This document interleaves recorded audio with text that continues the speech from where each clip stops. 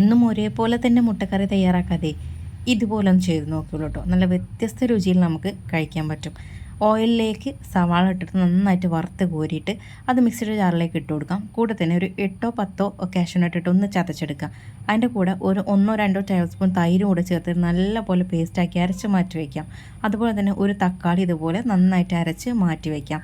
നമുക്ക് മുട്ടയൊന്ന് ആദ്യം ഒന്ന് വറുത്തെടുക്കണം. അതിലേക്ക് കുറച്ച് മഞ്ഞൾപ്പൊടിയും കൂടെ ഇട്ടിട്ട് നല്ല ഗോൾഡൻ ബ്രൗൺ ആകുമ്പോൾ അതങ്ങ് വറുത്ത് മാറ്റി വയ്ക്കാം. ഒരു 1/4 ടീസ്പൂൺ ഷാജീര, ഒരു 3 ഗ്രാമ്പു, ഏലക്ക, അതുപോലെ തന്നെ ബേ ലീഫും കൂടെ ചേർത്തിട്ട് നന്നായിട്ടൊന്ന് മൂപ്പിച്ചെടുക്കാം. ഇതിലേക്ക് 1.5 ടീസ്പൂൺ ഇഞ്ചി വെളുത്തുള്ളി പേസ്റ്റ്, പിന്നെ നമ്മൾ നേരത്തെ റെഡിയാക്കി വെച്ചിട്ടുണ്ടായിരുന്ന ആ ഒരു തക്കാളിയുടെ പേസ്റ്റ് ഉണ്ടല്ലോ, അതുകൊണ്ട് നമ്മളിതിലേക്ക് അങ്ങ് ചേർത്ത് കൊടുക്കാം. ഇതിൽ നിന്നേ ആ എണ്ണ തെളിയുന്ന വരെ അങ്ങ് വഴറ്റിയെടുക്കാം. എന്നിട്ടേ നമ്മൾ നേരത്തെ അരച്ച് വെച്ചിട്ടുണ്ടായിരുന്ന ആ ഒരു സവാളയുടെയും കാഷ്യൂനട്ട് തൈര് മിക്സ് ഉണ്ടല്ലോ, അത് ഇതിലേക്ക് അങ്ങ് ചേർത്ത് കൊടുക്കാം. കൂടെ നമ്മൾ മഞ്ഞൾപ്പൊടി, മല്ലിപ്പൊടി, മുളക് പൊടി, ഗരം മസാല ഇതെല്ലാം കൂടെ ചേർത്തിട്ട് നല്ല പോലെ അങ്ങ് വഴറ്റിയെടുക്കുക കേട്ടോ. നന്നായിട്ട് വഴറ്റിയെടുത്തതിന് ശേഷം ഇതിലേക്ക് നിങ്ങൾക്ക് ആവശ്യത്തിനുള്ള വെള്ളം ഒഴിച്ചു കൊടുക്കാം. നന്നായിട്ട് മിക്സ് ചെയ്തിട്ടേ ഇതങ്ങ് തിളയ്ക്കാൻ വേണ്ടിയിട്ട് വെക്കാം. നമ്മൾ വറുത്ത് വെച്ചിട്ടുണ്ടായിരുന്ന മുട്ട ഉണ്ടല്ലോ, അതിലേക്ക് ഇതുപോലെ ഇട്ടിട്ട് അങ്ങിട്ട് കൊടുക്കുക. ഞാനിവിടെ ഒരു 6 എടുത്തിട്ടുണ്ട് കേട്ടോ.